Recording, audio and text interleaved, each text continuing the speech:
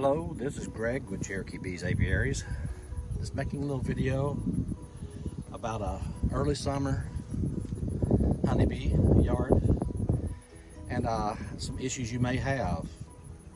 Right now I'm dealing with a mating nuke, which has two sides, little duplex here. And one side is queenless, the other side has a pulled queen, and I have a couple of mated queens that try to make this right. So what we're going to do is open them up and take a look. And on the queenless side, it's been queenless for several days. I'm going to look, make sure there's not a laying worker issue. If there's not, I'm going to provide them with a queen to try to make the hive right. And the other side, on the pulled queen, they may already started cells, so I'm going to see what we have here, and if it's necessary, I may remove the cells and go ahead and give them a mated queen to get them going quicker.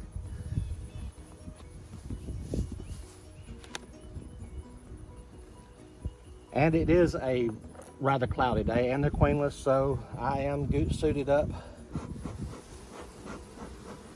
to try to deal with their anger they may have.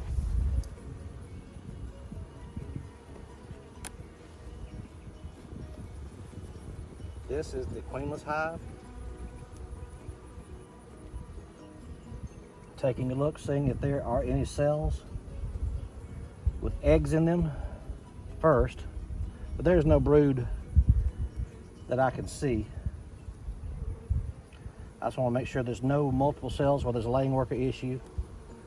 Looks like a typical queenless colony. They haven't already taken matters in their own hands by providing genetics through making drones from unfertilized eggs from a laying worker. It looks like mainly they've been collecting pollen and some nectar. And I don't see issue as far as a laying worker, so it looks like it's a good place to provide a queen.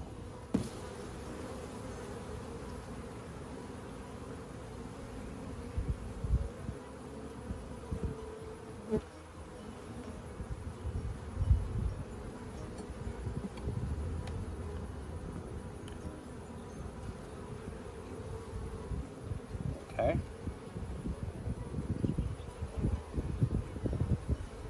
It should have enough room here. Insert what we call a hair roller cage.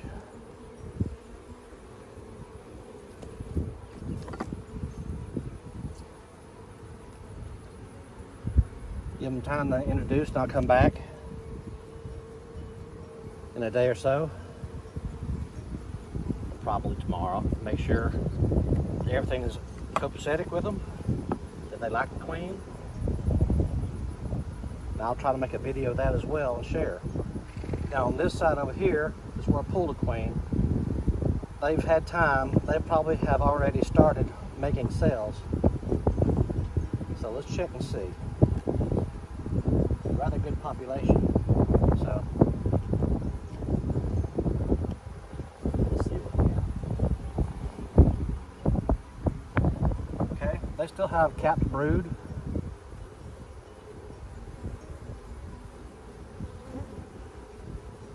I see a couple of cells right here. Starting to pull down queen cells. I actually have one capped. So very possible what I'm going to do here is destroy the queen cells. Looks like I've destroyed a couple already because they're so packed in there.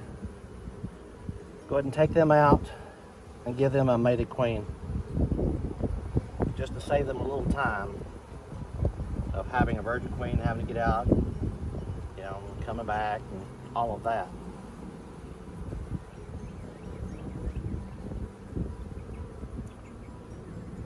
Yes.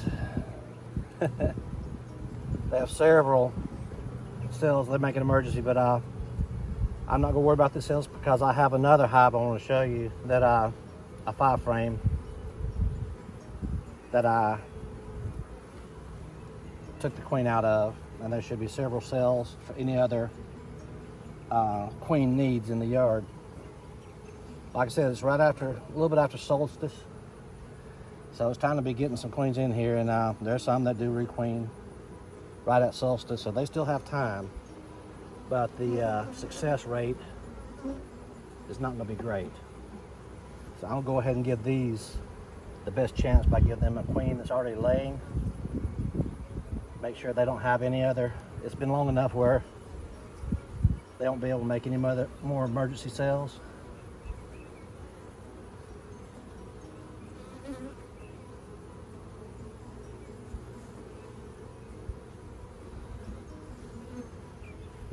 This will make them, as I've heard, called hopelessly queenless, which will make them a little more acceptable to receiving a queen.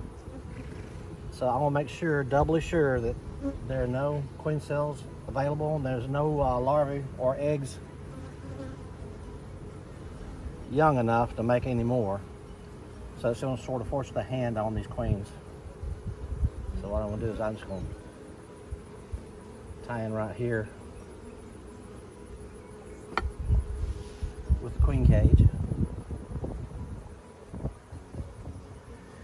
and go with that. Put it in and see what the girls have to say.